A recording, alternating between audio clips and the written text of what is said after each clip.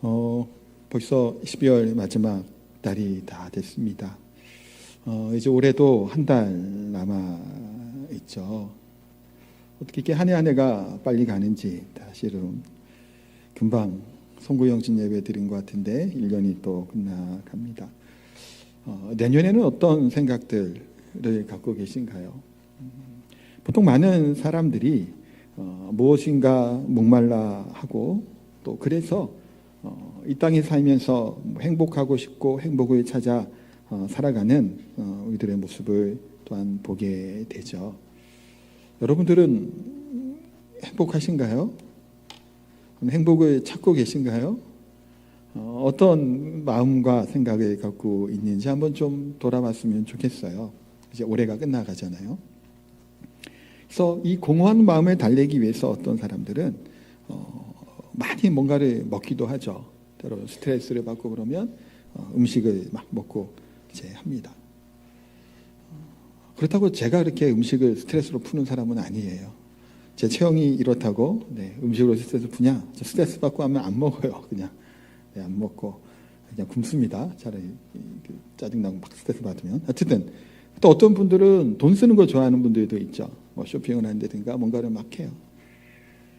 저도 그것도 안 해요. 그냥 방구석에만 처박혀 있습니다. 스트레스 받으면 조용히 방에서 있든가 자던가 뭐 이렇게 하는데 다 왜 그럴까? 이런 목마름이 있어요. 갈급함이 있고 뭔가가 좀 채우고자 하는 그런 마음들이 있죠. 그렇게 쏟아내고 이 뭔가 좀 가슴을 시원하게 하는 또 기분이 좀 스트레스 풀 수 있는 것들을 찾는 사람들이 참 많이 있습니다. 좋은 것 중에 하나는 뭐 등산을 한다든가 운동을 한다라고 하면 참 그래도 좋은 스트레스 푸는 방법이 되긴 하겠죠. 근데 유대 사회에 지금 이 유대인들 가운데는 오랜 시간 동안 이 답답함이 있었던 시대예요. 오랜 시간 동안 하나님의 능력 있는 하나의 말씀이 없었죠. 왜 그렇죠? 말라기 이후에 400년 가까이 되는 시간 동안 하나의 말씀이 선포되지 않는 때가 바로 이 오늘 본문이 공생의 예수님이 시작한 이때예요. 그런데 어떤 한 사람이 등장하게 됩니다. 그들의 이 답답함과 이렇게 그 목마름을 갈증을 해소해 주는 한 사람이 등장해요. 이 사람이 누굴까요? 둘 중에 한 명이겠죠. 자, 예수님이다. 있으신가요? 세례요한이다. 아무도 손을 안 드셨어요. 일부 예배는 손을 제가 들라고 했는데 세례요한이죠. 그 참 어쩌면 영적인 그 답답한 그 시기 가운데 세례요한이 등장하고 놀라운 하나님의 말씀, 정말 능력 있는 말씀, 힘 있는 말씀, 회개를 선포하며 또 세례를 주고 이제 그와 같은 일들이 광야 가운데 막 일어나게 됩니다. 수많은 사람들이 세례요한에게 나와 설교를 듣고 눈물을 흘리며 은혜를 받았죠. 그런데 이 세례요한이 지금 어디에 있어요? 감옥에 있어요.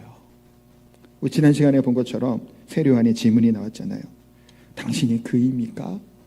우리가 누군가에 또 기다려야 됩니까? 이 대답을 준 이후에 이 제자들이 떠났어요. 떠난 다음 예수님이 하신 말씀이 오늘 세례요한에 대한 얘기예요. 이게 7절이에요. 한번 7절 다시 한번 눈으로 한번 보세요. 그들이 떠남에 예수께서 무리에게 요한에 대하여 말씀하시되 너희가 무엇을 보려고 강에 나갔더냐? 바람에 흔들리는 갈대냐? 세례요한이 떠난 이후에 세례요한에 대한 얘기를 좀 하세요. 우리에게 세례요한은 어떤 위치에 있는 사람으로 느껴지시나요? 막 좀 중요한 사람일까요, 세례요한이? 여러분들은 어때요? 세례요한 잘 아세요? 잘 모르시죠? 왜냐하면 별로 나온 게 없어요, 성경에도. 뭐 저도 마찬가지고요. 그런데 당시의 세례요한은 어떤 면에서는 예수님보다도 더 영향력 있고 유명했던 사람이라고도 얘기할 수 있는 사람이에요. 답답했던 이 유대의 이 사회 가운데 하나님의 말씀의 소낙비가 막 쏟아져 내려오는데 그 가슴이 뻥뻥 뚫릴 만큼 통회하고 자복하고 회개하고 눈물을 흘리며 나아가는 수많은 무리들이 몰려들어왔던 그 당시의 세례요한이었단 말이에요. 말라기 선지자 이후에 듣지 못했던 강력한 하나님의 말씀이 세례요한을 통해서 유대 땅에 전해지게 됐던 거예요. 그런데 이 세례요한의 설교를 듣고 은혜를 받은 것으로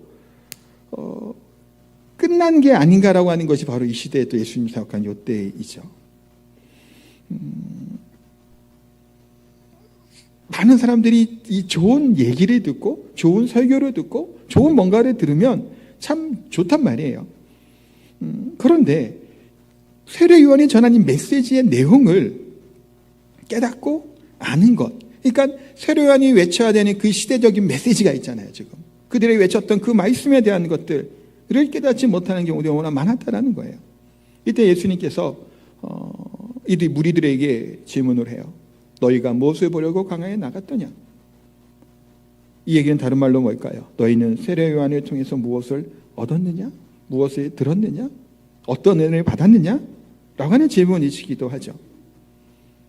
이들이 뭘 들었고 뭘 받겠어요? 몇 가지 이렇게 예수님 얘기를 하세요. 바람이 흔들리는 갈대냐? 먼저 얘기하시죠. 갈대가 뭘까요? 갑자기 웬 갈대 얘기? 이게 사실은 조금 해석하기가 좀 그런 본문이기도 합니다. 그래서 뭐 어떤 이제 주석에서는 갈대를 두 가지 정도로 얘기를 해요. 그냥 말 그대로 갈대라고 이제 얘기하는 경우도 있고, 그건 조금 그렇죠. 네. 또 다른 거는 갈대와 같은 사람에 대한 의미로 이제 해석하기도 합니다. 세례 요한이 갈대같이 이리 흔들 저리 흔들 하는 사람일까요? 지난 시간에 보면 또 그런 것도 같단 말이에요. 세례 요한이 예수님이 오셨을 때 뭐라고 얘기했나요? 하나님의 어린 양이다. 예수님을 이렇게 메시아로 막 얘기했다가 지난 시간에 보니까 뭐 어때요? 당신이 그 사람이 맞습니까? 라는 질문을 또 하고 있단 말이에요. 흔들리는 갈대와 같은 사람 같기도 해요. 그러나 세례 요한은 강직한 사람이죠. 갈대같이 여기 붙었다 저기 붙었다 하는 정치인들 같지 않은 사람이 세례 요한이에요. 수많은 무리들이 오히려 반대로 광야에 몰려가 능력 있는 하나님의 말씀을 듣기 위해서 세례 요한에 찾아갔죠. 근데 오히려 하나님의 말씀을 들었음에도 불구하고 은혜 받았다고 눈물을 흘리면서도 불구하고 이들의 별로 다를 바 없는, 어찌 보면 이리 기웃 저리 기웃하는 이들의 모습을 나타내 보여주기도 해요. 세례 요한의 말씀을 가까이 들었고 그 은혜 가운데 회개의 세례를 받았다면 세상에 이런 풍조나 인기에 연연해하는 사람으로 살아서는 안 되잖아요. 세례 요한이 어떤 사람인가요? 세상의 인기를 따라 살아가는 사람인가요? 부와 명예를 쫓았던 사람인가요? 아니죠. 근데 이 말씀을 들음에도 불구하고 때로는 그러지 못한 것들을 보게 돼요. 그러니까 8절에 뭘 얘기하고 있나요? 그러면 너희가 무엇을 보러 나갔더냐? 부드러운 옷 입은 사람이냐? 부드러운 옷을 입은 사람은 왕궁에 있다라는 거예요. 왜 광야로 나갔냐는 거예요. 부드러운 옷은 왕궁에나 있죠. 그러니 세례 요한은 무슨 옷을 입고 있었어요? 낙타털 옷을 입고 있었어요. 굉장히 금욕적이고 검소하게 살았던 이 사람이죠. 철저하게 하신 그런 말씀 가운데 살려고 했던 사람이 세례 요한이에요. 그런 사람이 보러 나간 것이 아니라는 거예요. 그런데 왜 너희들은 여전히 그러냐라고 하는 의미이기도 하죠. 여러분들 가운데 이제 그 은혜를 받았다라고 얘기를 때로는 하잖아요. 뭐 어떤 특별한 집회, 부흥회, 뭐 수련회, 뭐 그런 경우에 같이 은혜를 받았다 얘기할 때가 있고, 어떤 이런 강사 같은 분들은 우리들의 이런 감성을 막 자극을 해서 막 눈물을 막 쏟아내게 해요. 그 눈물, 콧물 막 쏟아내면 은혜 받은 건가요? 그런 생각을 해요. 어쩔 때는 보면 그런 생각을 해봐요. 착각하고 있는 게 아닌가, 은혜 받았다고. 눈물 한번 시원하게 쏟아내고 주여 하고 눈물을 콧물을 쏟아내면 가슴이 어떨까요? 뻥 뚫리죠. 아니신가요? 눈물을 한번 쏟아내고 나면 가슴이 어때요? 그 모든 것들이 뻥 뚫리는 것 같았단 말이에요. 그것이 은혜 받았다고 때로는 착각할 수 있을 것 같아요. 사실은 설교를 하는 목회자고 설교자는 목사의 입장에서 여러분들의 눈물 콧물이 쏟아지게 하면 얼마나 좋을까요? 사실은 막 그런 감정을 막 자극하고 그런 영상을 막 틀어주고 분위기 있는 음악을 쫙 잔잔하게 하면서 막 감정을 막 톡톡톡톡 건드리면 눈물 콧물이 쏟잖아요. 뭐 연구하다 보면 그거 가능할 것 같아요. 분위기 만들어 놓으면. 그게 의미가 있나요? 그렇게 눈물 한번 쏟아내는 게? 말씀에 들었음에도 불구하고 내 삶이 변하지 아니하는 그 시간의 이것들이 크게 그렇게 은혜가 있겠냐, 은혜라고 얘기할 수 있겠냐라는 거예요. 후련할 수는 있어요. 후련한 것과 은혜는 좀 다르지 않나라는 생각을 하게 돼요. 자고 나면 없어져 버리는, 기억조차 되지 아니하는, 그게 은혜 받은 자의 삶의 모습이냐라는 거예요. 그래, 정말 은혜 받은 말씀이 있고 은혜 받은 것이 있으면 어때요? 어떤 경우는 평생이 우리의 인생의 나침반으로 살아가게 돼요. 제가 가끔 얘기하는, 처음 하나님 말씀 읽으면서 확 마음에 꽂히며 은혜 받았던 게 뭐였냐면, 노하기를 더디하는 자는 용사보다 낫고 자기 마음을 다스리는 자는 성을 빼앗는 보다 나으니라. 16장 32절이에요. 잠언. 보자마자 외워지는 거예요. 분노와 하와 혈기 왕성했던 이 청년 때 그 말씀이 그렇게 은혜가 되더라고요. 그래서 마음을 다스리려고 하는 자, 여기 많이 그 이후로 벌써 25년, 30년 가까이 이렇게 살고 있는 거예요. 그 첫 번째 은혜 받은 말씀이겠죠. 저한테는 목회자가 되는 가정 순간순간 주시는 애들이 물론 있습니다. 은혜 받았다라면, 설교를 들었다면, 말씀을 들었다라면 어떻게 살아가는 자가 되어야 되냐라는 거예요. 예수님께서 이들에게 얘기하잖아요. 무엇을 보러 나갔느냐? 수요일에 무엇을 들었느냐? 갈대도 아니고 부드러운 옷도 아니라는 거예요. 또한 여기에 의미 중에 하나가, 어떤 목사는 이렇게 해석을 하더라고요. 재미있는 해석이어서 한번 소개를 시켜드릴게요. 갈대라고 하는 의미, 켜주지 말씀 아니에요. 갈대라는 의미가 갑자기 좀 생뚱맞잖아요. 근데 그게 갈대, 헤롯을 상징하는 표현 중에 하나가 갈대라고 해요. 그래서 이 시대에 그 동전 주화가 있잖아요. 동전 주화에 보면 모양이 이 갈대잎 같은 이 나뭇잎이 있거든요. 여기서 비슷하게 생겼던데 그렇게 주화된 동전이 있어요. 그걸 이제 하는 거예요. 그러니까 우리나라 하면 거북선이 예전에 뭐 있어요? 동전 약간 뭐가 있나요? 그 학이 500원짜리 예를 있죠. 그러면 이 학을 보러 광야에 나갔느냐라고 하는 정도. 그러니까 돈, 물질, 아니면 옷 얘기하죠. 왕궁 얘기하고 있잖아요. 명예, 그것 때문에 광야로 나갔느냐라고 하는 질문으로 해석을 해요. 뭐 너무 과하지 않나 생각도 들면서도 나름 재미있는 해석이라는 생각이 들어요. 어쨌든 동일하게 얘기하는 것이 뭐예요?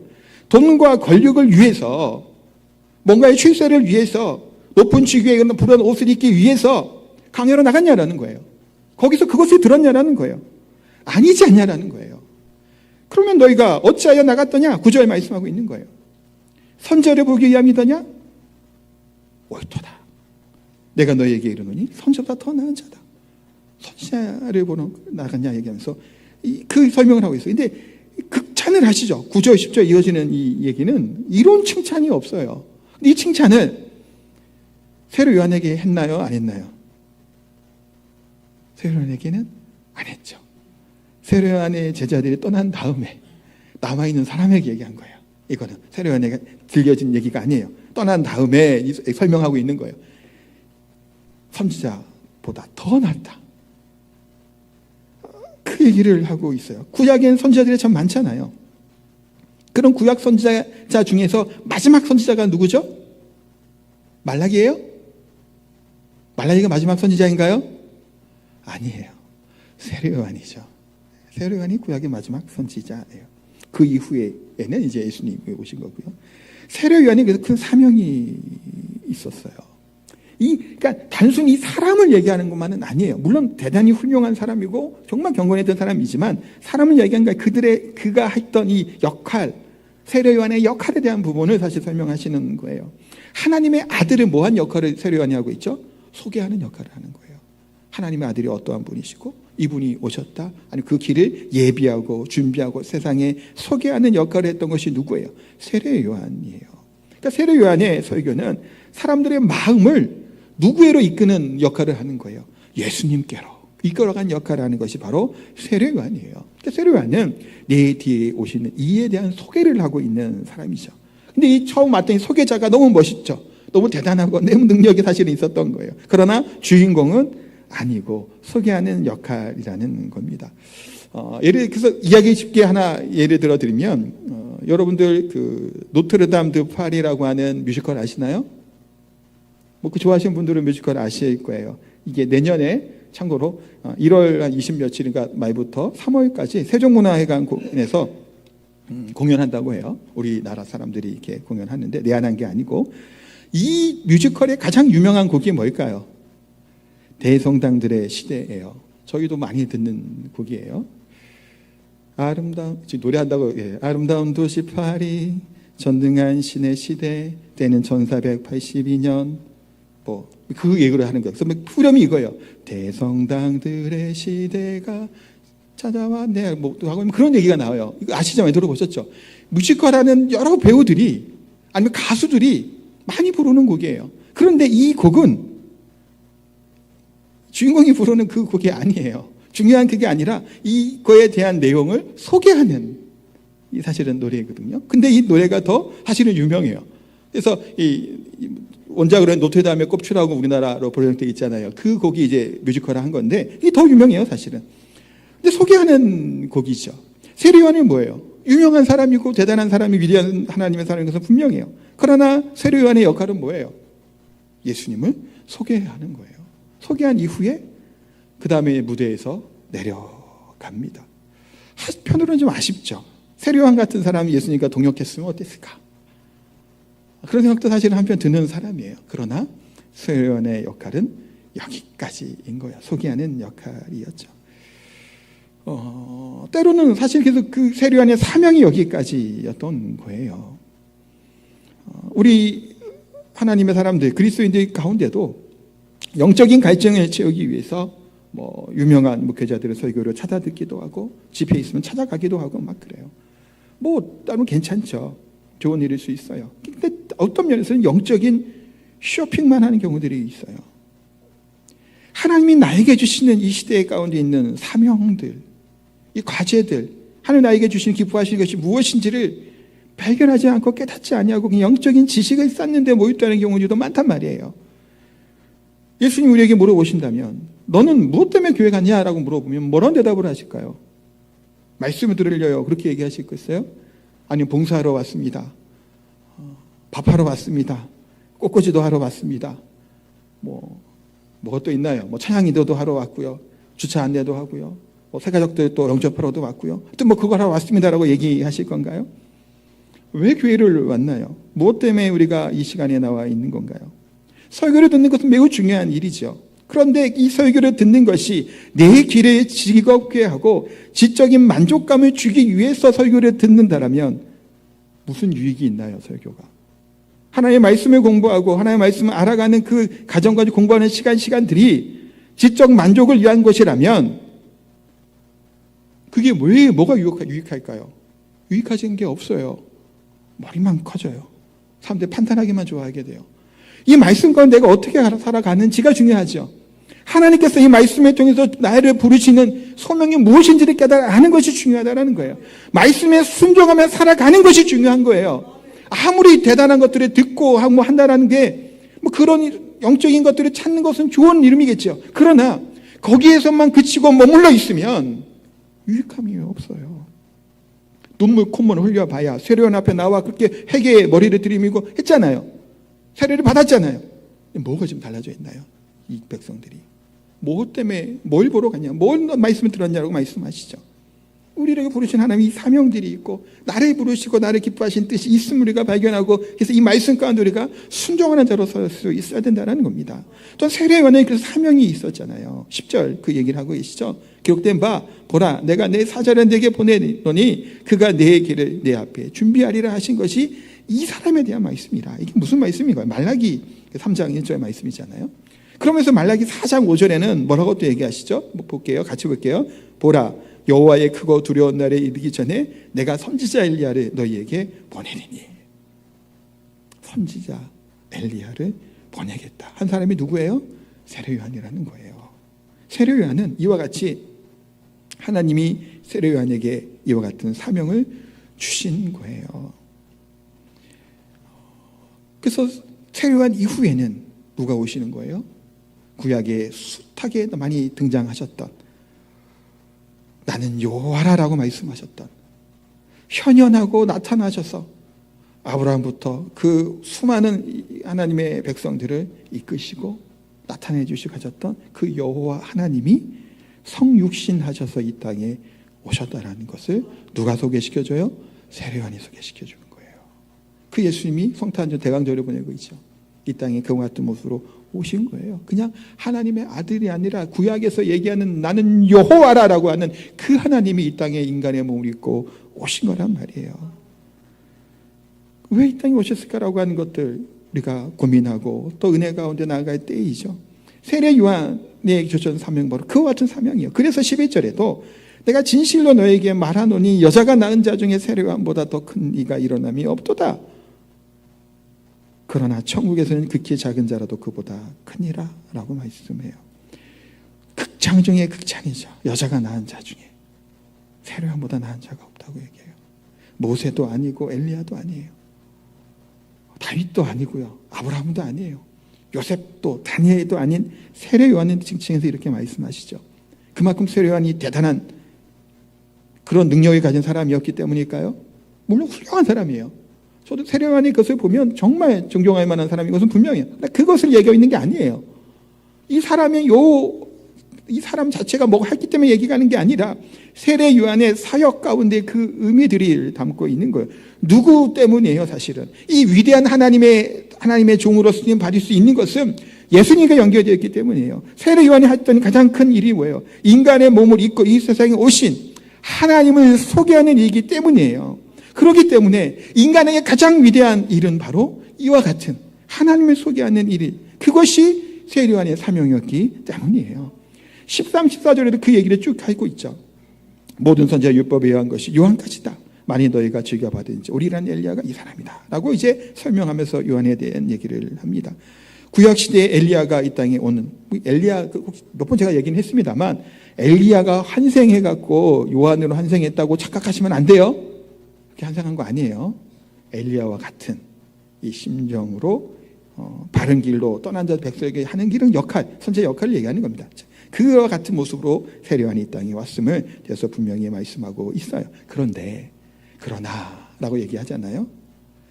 천국의 지극히 작은 자도 세례 요한보다 크다라는 거예요. 이 작은 자는 누구라고요? 1차적으로는 제자들이에요. 우리 앞에서도 이 소자 중 하나를 영접하는 자는 나를 영접하며 말씀하고 있잖아요.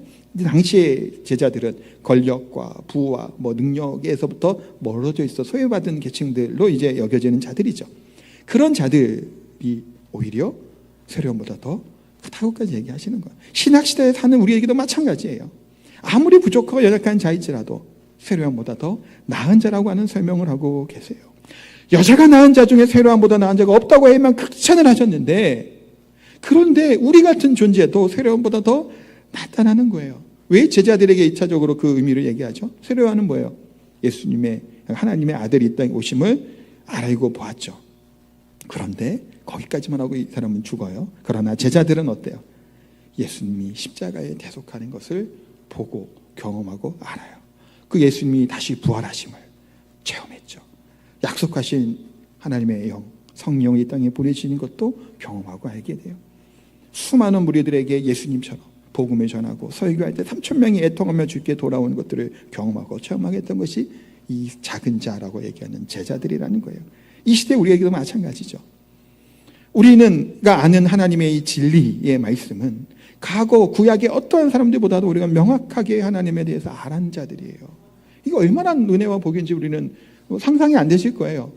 다윗이 그 주를 사모하는 마음으로 시편을 막 쓰잖아요.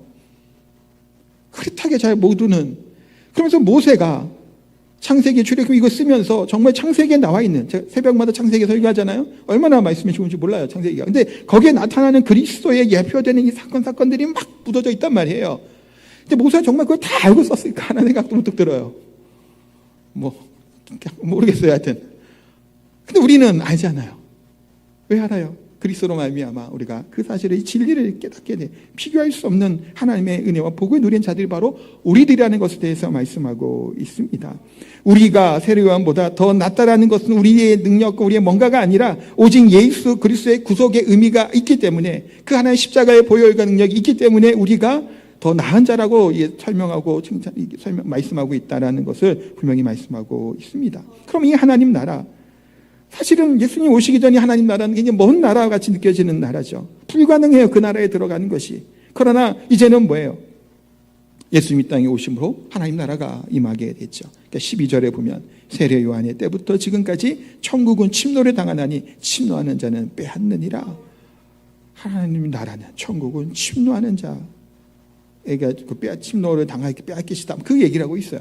여러 가지 여기 해석이 있어요. 사실 이것도 조금 난해한 구절이기도 한데, 천국이 침공을 받는다라고 하는 의미로 해석하는 경우들도 있어요. 그냥 참고로만 알아두시라고 들으시는 거예요. 말씀드리는 거예요. 그래서 이 세상이 하나님의 나라, 또 하나님의 백성들을 옥에 가두고 또 상처를 입히고 그와 같은 것을 한다는 의미로 해석하기도 해요. 그러니까 영적인 전쟁이 있는 것은 사실이죠, 이 땅에. 그러나 그렇게 보기는 사실 조금 무리가 있죠. 오히려 반대로 설명하기도 합니다. 침략해 오는 것이 아니라 하나님 나라가 침략을 한다라고 하는 입장으로도 봐요. 이게 중간태 형식으로 보는다. 세상이, 천국이 세상으로 확장해 간다고 하는 의미로 해석하기도 해요. 왜냐하면 작은 이제 씨가 점점 자라나잖아요. 천국은 확장된다라고 하는 걸로 예수님이 설명하기도 하기 때문에 하나님 나라가 확장되어 이 세상으로 침노한다라는 의미로 설명하기도 합니다. 그런데 그와 같은 것들 의미보다는 천국이 침노를 당한다라는 것은 수동형으로 보는 게 더 맞죠. 그래서 세례 요한 이후에 설명하는 것처럼 하나님 나라는 누가 갈 수 있는 것이 하나님의 나라예요. 예수 그리스도로 말미암아 이 구속함을 입은 자가 누구든지 들어갈 수 있는 나라가 바로 하나님의 나라죠. 고대 이 당시에 하나님 나라, 이스라엘 백성이 된다고 하는 것은 이게 쉽지가 않죠. 여자는 쳐주지도 않고 막 숫자로 그러잖아요. 여자든 피부색이 다르든 하나님 나라에 거부당하지 않아요. 세리 같은 죄인이라고 할지라도, 무시당하고 조롱하는 받는 자라고 할지라도 심령이 가난한 자는 어디가 저희 것이, 천국이 저희 것이며 되는 그와 같은 하나님 나라가 이 땅에, 이 말씀에 대해서 설명하고 있는 말씀이에요. 하나님 나라는 아무리 자격이 없고 비천한 계급의 그런 것이 있다 할지라도 하나님 나라에 사모하는 자에게 열려있는 나라고, 오직 예수 그리스도로 인하여 들어가 있는 나라인 줄 믿습니다. 사랑하는 성도 여러분, 말씀을 이제 정리할게요. 올 한 해가 이렇게 마무리되고 있습니다.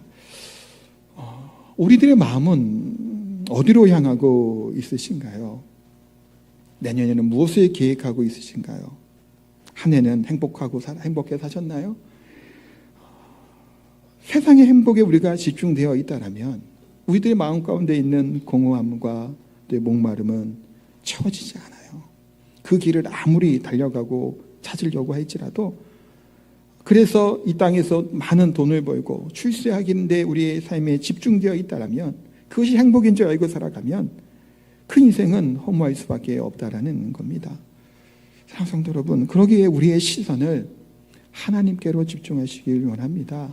내 행복을 위해 살아가는 인생이 아니라 하나님을 기쁘시하는 사람을 살아가게 될 때 그것이 우리들의 기쁨이 될 줄 믿습니다. 우리의 삶이 때로는 화려하거나 대단하거나 특별한 것이 있지 않을지라도, 세례요한은 어찌 보면 이 끝이 너무나 좀 비극적이어 보이고 안타깝잖아요. 그 위대한 하나님의 사람이 목베어서 그냥 죽은 거예요. 그것도 어린 젊은 소녀의 소원 때문에. 얼마나 허망해 보이나요? 그럼에도 불구하고 강야에 외치는 자의 소리로 하나님께서 주신 이 사명을 감당하며 살아갔던 사람이 바로 세례 요한이라는 거예요. 우리들에게도 주신 하나님의 사명이 있죠. 하나님이 우리 통해 기뻐하시는 것들이 우리 가운데 다 있는 줄 압니다. 혹시 그것이 조금 우리가 연약해 보일지라도, 부족해 보일지라도 나눌 수 있는 마음이 있고 베풀 수 있는 마음이 있고 또 하나님의 기뻐하시는 뜻들을 발견하고 그 길을 살아갈 수 있다면 그것이 진정한 의미, 그러니까 이 세상이 행복적인 게 아니라 진정한 의미의 우리의 행복과 기쁨인 줄 믿습니다. 그와 같이 살아가는 사랑하는 성도들 다 되시기를 예수님의 이름으로 축복하고 기도합니다. 우리 찬양하겠습니다. 우리 행복이라고 하는 찬양 함께 찬양합니다.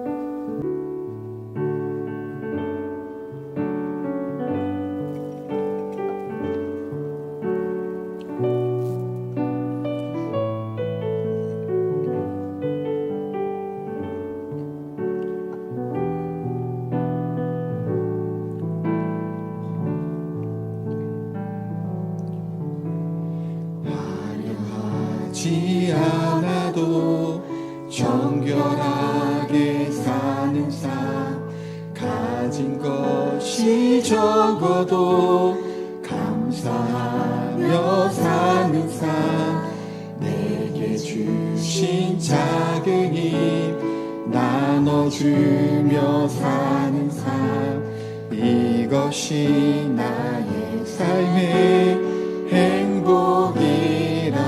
눈물 날 일 많지만,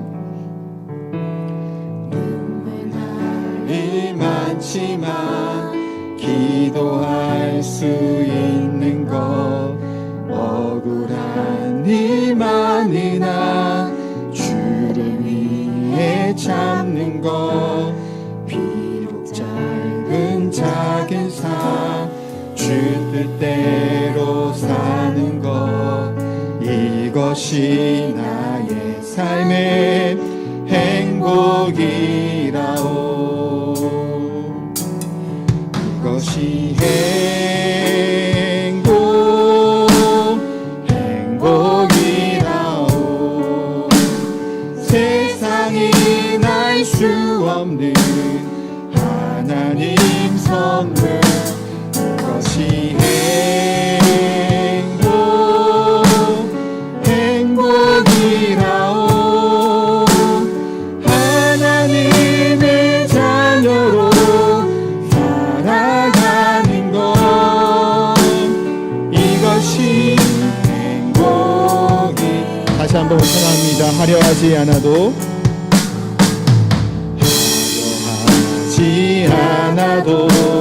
정결하게 사는 삶, 가진 것이 적어도 감사하며 사는 삶, 내게 주신 작은 힘 나눠주며 사는 삶, 이것이 나의 삶의 행복이라오.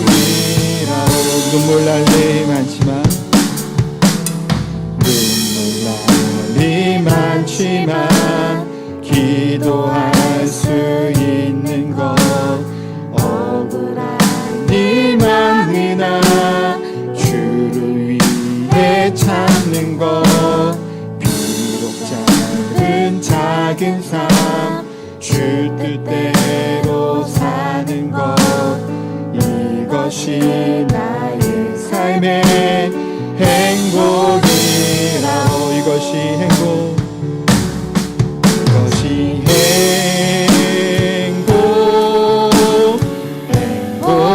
행복이라오.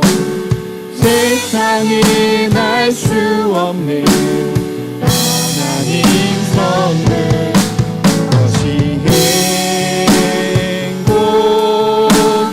행복이라오. 하나님의 자녀로 살아가는 것, 이것이 행복이라오. 같이 한번 기도하겠습니다. 이 시간 기도드릴 때 우리가 무엇 때문에 교회에 나오셨나요? 하나님 말씀 앞에 우리는 어떻게 반응하고 있나요? 내가 그냥 지적인 만족을 위해서 설교를 듣나요? 아니면 나의 뭔가에 그냥 누리고 싶어서 교회 나와서 봉사하고 또 섬기고 있는 건가요? 내 만족감을, 내 감정의 치유를, 지적인 것을 채우기 위해서 우리가 하나님의 말씀을 듣는 것이 아니고 교회 나와 예배드리는 것이 아닌 줄 압니다. 무리들에게 예수님이 질문하신 것처럼 너희는 무엇을 보러 광야로 나갔느냐라고 하는 질문처럼 우리가 하나님 앞에서, 이 말씀 앞에서 어떠한 순종의 삶을 살고 있는지, 또한 세례 요한에게 어찌 보면 아쉬울 수 있는 세례 요한의 삶의 마지막이지만 그에게 사명을 주셨고, 여자가 낳은 자 중에서 이보다 더한 자가 없다고 그렇게 칭찬하고 극찬했던 그의 사명, 때로는 화려하지 않죠. 특별히 뭔가 부유하지도 않았고 괴롭고 힘든 여행을 보냈던 그의 인생이에요. 그러나 하나님이 주신 역할을 감당하고 예수님을 소개하며 그의 사명을 마친 줄 압니다. 우리 사랑하는 성도 여러분께서도 하나님이 우리에게 주시는 사명들, 하나님의 귀한 뜻들이 우리 가운데 있는 줄 압니다. 그것도 우리가 발견할 수 있으면 좋겠어요. 그냥 하루하루 이 땅에서의 그냥 허공에 잡히지도 않는 이 행복이라고 하는, 어찌 보면 성경적이지 않을 수 있는 이 내용이죠. 그러나 그것을 뜬구름처럼 잡고 살아가는 인생이지는 않는지, 우리의 삶은 이와 같은 이 땅의 행복이 아니라 하나님을 기쁘시게 하는 일들이고 하나님 앞에 즐거워하는 삶을 살아가는 것인 줄 압니다. 그 일들을 따라가 살아가게 될 때 그냥 우리가 보통 얘기하는 이 행복함이, 이 기쁨이, 감사가 넘치게 될 줄 알아요. 이 시간 기도드릴 때 그와 같은 은혜를 살아있게 하여 주옵소서. 온 한 해를 마무리하는 이때에 예수님이 이 땅에 오심을 기억하는 이 시점을 보낼 때에 그 의미들을 깨닫고 하나님 나에게 주시는 사명들, 하나님 나에게 주신 이 걸어가는 그 길들, 그것이 나의 참된 기쁨이고 감사하고 행복한 것이라는 사실을 깨닫고 하는 게 기도하는 시간 됐으면 좋겠습니다. 합치면서 기도하겠습니다. 하나님 시간 기도합니다. 하나님, 예수님이 땅에 오신 이유들, 의미들을 하나님 찾아보겠습니다.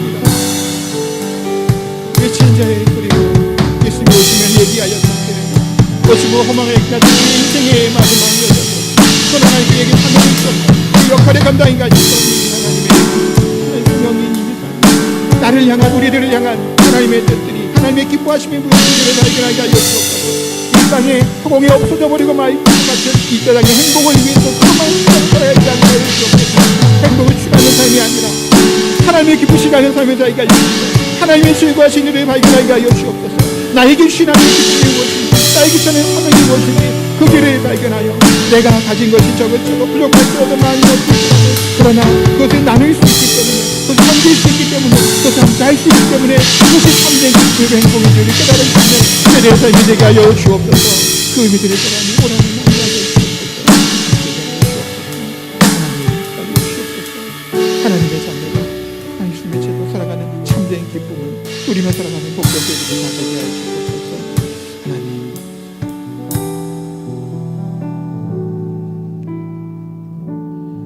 거룩하고 존귀하신 하나님, 이 땅에 잡히지 아니하는 허공에 있는 것 같은 이 공허함을 쫓는 그런 행복을 찾는 인생이 되지 않도록 하여 주옵소서.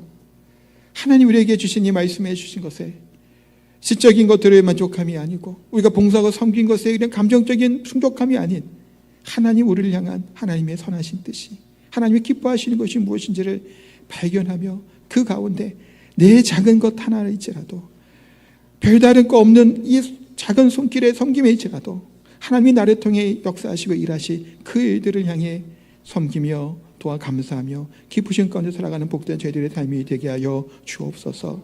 하나님의 기쁘시게 하는 삶을 살아가게 될 때 그것이 정말 우리 땅 가운데 참된 행복과 기쁨인 줄 믿습니다. 또한 귀한 예물 감사의 마음을 담아 하나님께 올려드립니다. 우리의 인생의 여정 가운데 하나님, 모든 것이 하나님께 있음을, 모든 소유가, 모든 주권이 하나님께 있음을 고백하는 마음으로 우리가 예물을 구별하여 하나님께 올려드렸사오니 삶의 주인 되신 우리 주 예수 그리스도만을 소망하며 바라보며 믿음으로 살아갈 수 있는 저희들의 삶이 되게 하여 주옵소서. 우리 사랑하는 성도들 또한 궁핍하지 아니하도록, 힘들지 아니하도록 물질의 복도 더하여 주시고, 건강으로 힘들어하는 성도도 참 많이 있습니다. 하나님 힘을 주시고 회복시켜 주시고 치유하여 주옵소서. 마음이 상한 분들, 또 주님을 떠나 있는 자들, 실족하여 있는 자들, 하나님 우리 성도들 마음들을 붙들어 주시고 우리 주 예수 그리스도께서 우리를 모든 이런 짐들과 무거움들, 괴로움들을 다 담당하시기 위해 이 땅에 오신 그 성탄절을 보내고 있는, 준비하는 이때에 그 의미들을 깨닫고 다시 주께로 돌아오는 하나님의 사람들 다 될 수 있도록 은혜 베풀어 주옵소서. 감사드립니다. 예수님의 이름으로 기도하옵나이다. 아멘.